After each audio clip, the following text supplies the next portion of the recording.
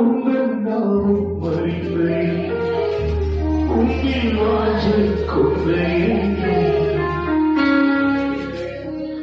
விடுவின் தூயத்திலுமே உயர்த்தியே மகிழ்ந்திடும். இந்த வரி பாருங்க, இந்த வரி நிறைய அர்த்தங்களை சொல்லலாம். நம்ம சொல்லலாம், நமக்கு ஒரு சோதனை வரப்ப, நமக்கு ஒரு கஷ்டம் வரப்ப, நம்ம கண்ணீரோடு இருக்கிறப்ப, எனக்கு அவங்கள தெரியுமா, எனக்கு இவங்கள தெரியுமா, எனக்கு பெரிய பெரிய ஆளுங்களாம் பழக்கம், இவங்களை வச்சு நான் எதையும் சாதிச்சிருவேன்.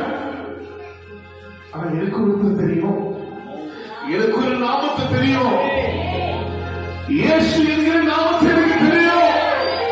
அந்த நாமம் என்னெல்லாம் செய்யறதா, என்ன உயர்த்தும், என்ன மகிமைப்படுத்தும், நீ வியாதிகளை போக்கும், நீ கடன் பிரச்சனையை நீக்கும், என் கண்ணீரை துடைக்கும். உங்கள் நாமம்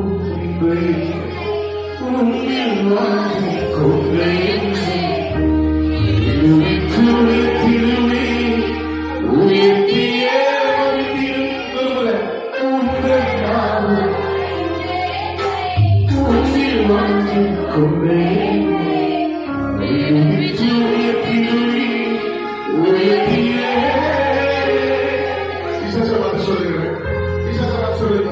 எனக்கு ஒரு நாமத்தை தெரியும். யாருக்கு யாரு வேணா தெரியும், கவலைப்படாதீங்க. நமக்கு ஒரு நாமத்தை தெரியும். அந்த நாமத்தை நான் நல்லா அறிஞ்சிருக்கிறேன்.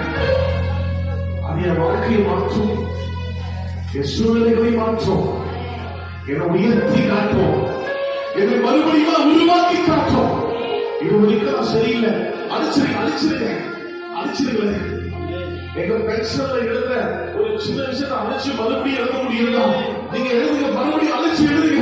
உங்க வாழ்க்கையை மறுபடியும் கர்த்தர் அழைக்க போகிறார். அவர் ரத்தத்தினால எனக்கு கொடுக்கிற தெரியும், அதில் அழிச்சு மறுபடியும் புதிதாக உருவாக்க போகிறார். உங்கள் நாமம் அறிந்தேன், உன்னில் வாஞ்சை கொண்டேன்.